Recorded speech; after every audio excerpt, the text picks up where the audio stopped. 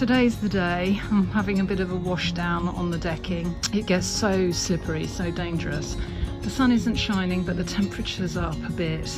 So today we're going to rejoice and return to the cabin. When I'm having a sweep out, sweep up, I want to start shifting all my pots around, and I know the same thing will happen inside the cabin. Hi everyone. Does this sound familiar? You think you start spring cleaning, and spring cleaning always leads to a rearrangement. You create utter chaos and then wonder why you ever started. So I have had chaos. I went outside, had a few deep breaths and came back in, and I think I've had a nice rejig, and I think, well, we will see how it works out. This is all to get near the heater, but I think I'm just about within reach of some heat. Having tried jelly there and there, it hasn't ended up too far away from where we were in the beginning, but I feel better. I've had a hoover round. I'm going to introduce to you, we've had this little, it's a G-Tech Multi, I think that's all it's got written on it, battery, handheld little hoover. I love this thing. So I've had a really good hoover round. It's great on the art table if you're doing lots of rubbing back, and just, well, you just get stuff everywhere. It's just great. It's a really great little tool. I'd highly recommend it. Yeah, we've had it over a year, and it's a really good tool, a good studio tool. I don't know quite what's happened to me, but I'm in an era of everything needs to be clean, everything needs to have a bit of order. I don't mind working in a bit of chaos, but then I have to have the balance of walking in and feeling it's inviting. It's not, I'm not walking in and thinking, look at the mess. The gel station's going to sit here, and I quite like it. I'm near the doors. I can see from that window. This feels good. Last week I talked about having something so exciting to share, and it all begins with a very, very sad story. A young girl of 21 in 1963 died in a sailing accident. Her parents commissioned Marc Chagall to put in a stained glass window in the All Saints Church in the small village near where they lived in Chudley in Kent. When he commissioned the window, he decided to add an additional 11 stained glass windows. In this little church, there are 12 Marc Chagall beautiful stained glass windows. The atmosphere, the spiritual feeling is immense. It's quite stunning.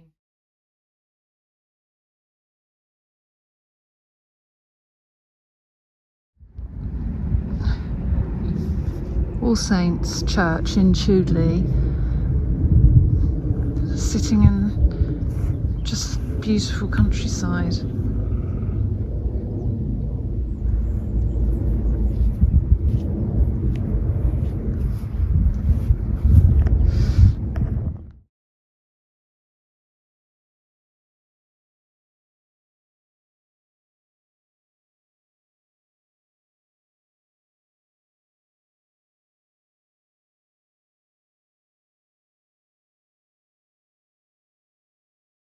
I've seen the Chagall work in Reims, in the big cathedral there in France.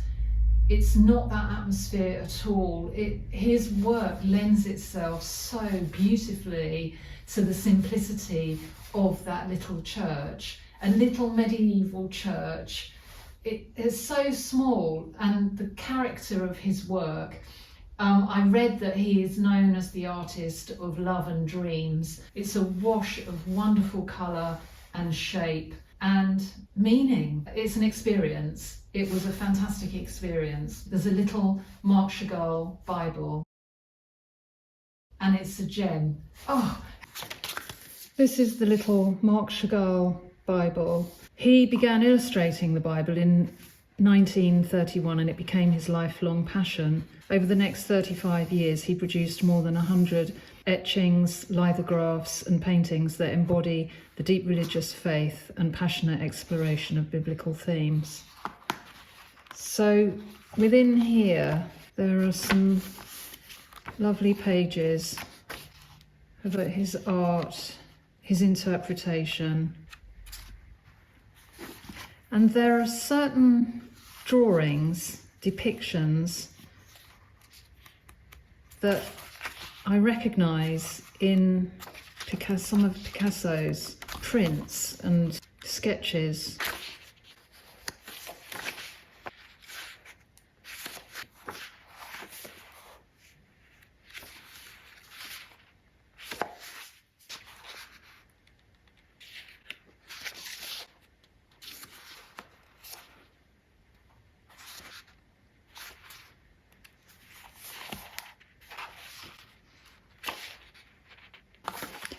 This in particular put me in mind of a Picasso drawing.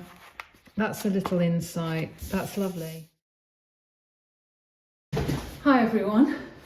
I have just finished filming this Sunday short, the little 15-second clip for a Sunday.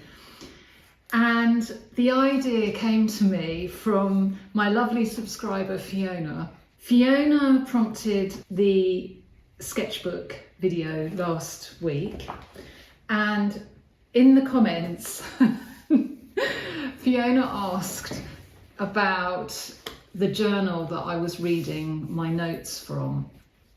So Fiona, if you're watching, this is a selection of my journals, my morning journals.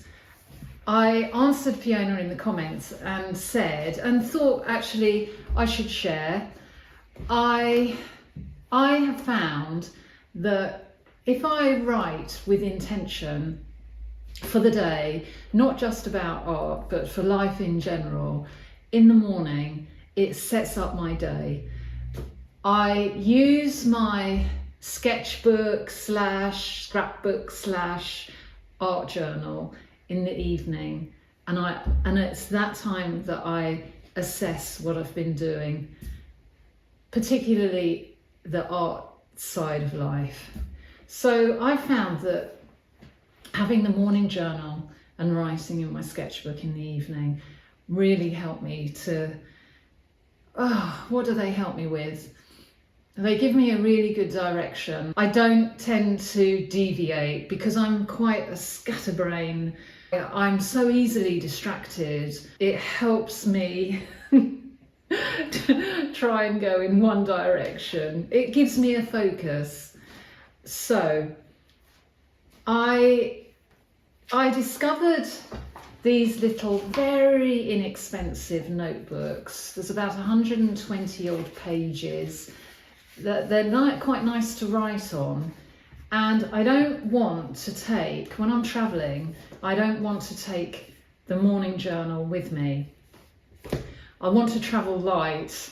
We are discovering travelling just with a backpack, and it is so much fun. So I need to keep everything lightweight, and I have been substituting my journaling with these little notebooks. I suddenly thought, why don't I embrace the little notebook? I don't care for the cover very much, especially in amongst all my lovely journals. I adore stationery, but I thought, well, can I transform that? The other thing that frustrates me a little bit when I'm away, the pages are lined. Drawing on a lined page is all well and good, but I'd quite like, I thought, to have some blank pages. I could leave the front half lined and then I could work from the back. And I'm going to experiment with a small roller and some acrylic paint and see if I just see what happens if I put some grounds down, so that when I'm out, I've already got something nice to draw on or paint on. So that's where I am today.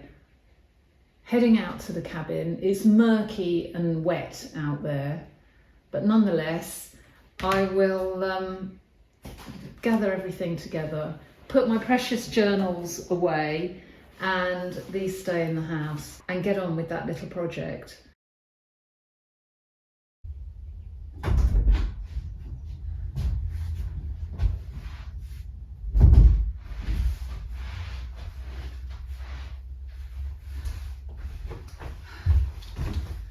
Good morning, everyone.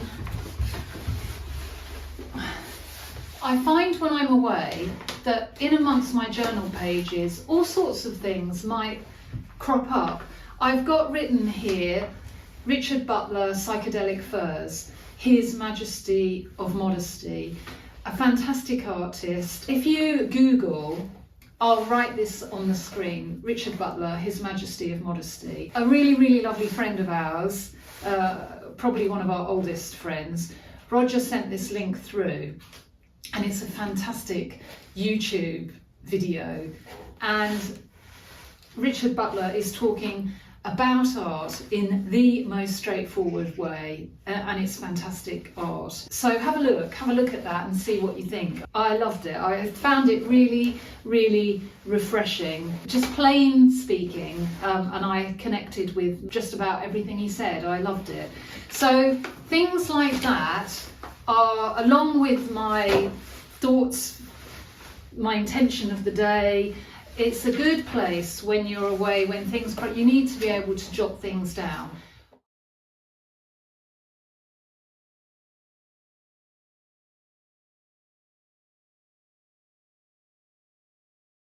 Obviously it's going to be quite a slow process because I need that to dry before I can turn over. But does it matter? No. Just be patient, Gaynor, and a little page every day. Page in the morning, a page in the evening, and I'll have some nice grounds to work into. I'm using one of my twiglet sticks here that we collected up over the Christmas period. The aim here is to try and create some marks that are a finer, unpredictable line than that heavy black mark, curvy line that I've already got down. So I'm looking to create opposites. If I've got a thick line, I want a skinny, thin line to add interest. I try different pieces of collage. First of all, just torn pieces. No, they don't do anything. So then I decide what might happen if I cut sharp-edged pieces. And that didn't really work for me either. Here I've gone in with a squidgy, spongy tool, and I'm just putting in thicker areas of paint. I'm peeling back little pieces of collage that had gone down. I've obviously, when you put your collage over something, over layers of paint, you can't remember what's there when you put it up, but it just seemed like it needed to come up. I'm not really wanting to paint a picture here. I'm just, another piece of collage off. I'm just going with it, just seeing what might happen if I try different paints, different application, different tools, a brush, a sponge, the twig.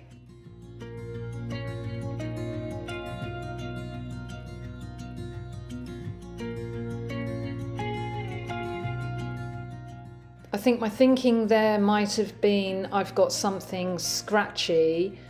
The opposite of something scratchy is something smooth.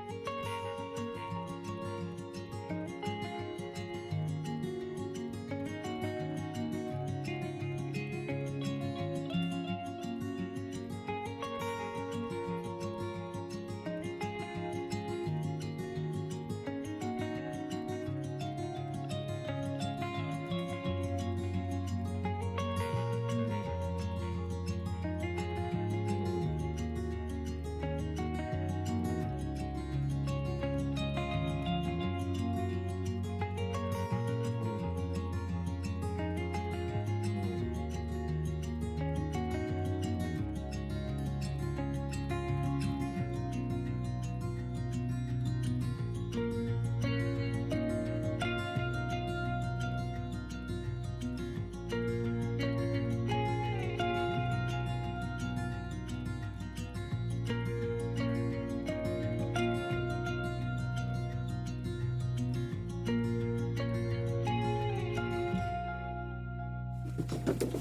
think I'm going to end here for this week. I am cutting it very fine. If I don't stop now, I won't have an opportunity to edit. The upload takes ages. I need to know that I've got a day, at least a day, to get this uploaded.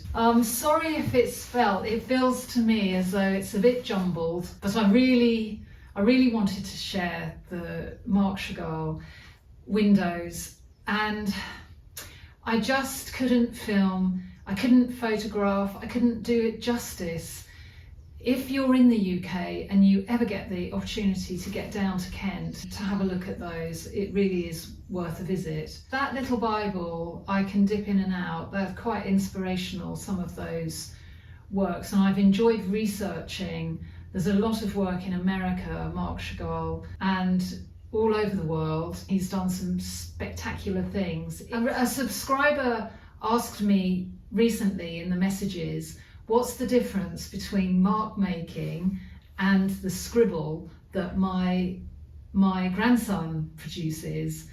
There is no difference. There is no difference. The naivety of the scribble and some of the elements in Chagall's work do seem childlike, but it's so refreshing. I think when marks are different, when you see something very controlled against something uncontrolled, the differences make each stronger, make each element stronger by having them together. So I thought that was a lovely, lovely comment. We just think, oh, that looks childlike, we mustn't do that. Why mustn't we?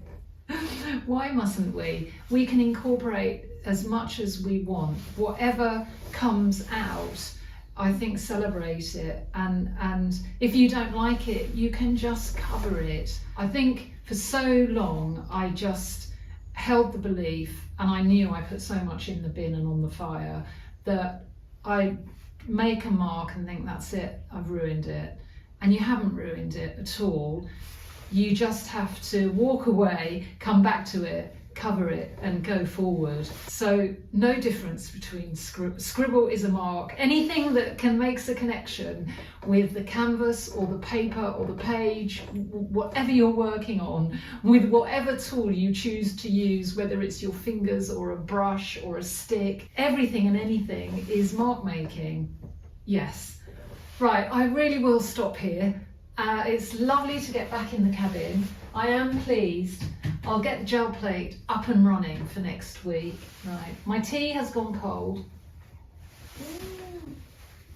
Stone cold tea. How lovely, the sun is shining. I hope you have a fantastic week. I hope the sun is shining wherever you are. And be creative, have fun, scribble, do lots of mark making, and I will see you next time. Thank you for watching. Thank you for liking. Thank you to all the new subscribers for subscribing, and thank you to all my old friends who push me along in the most lovely way. I'll see you next week. Bye then.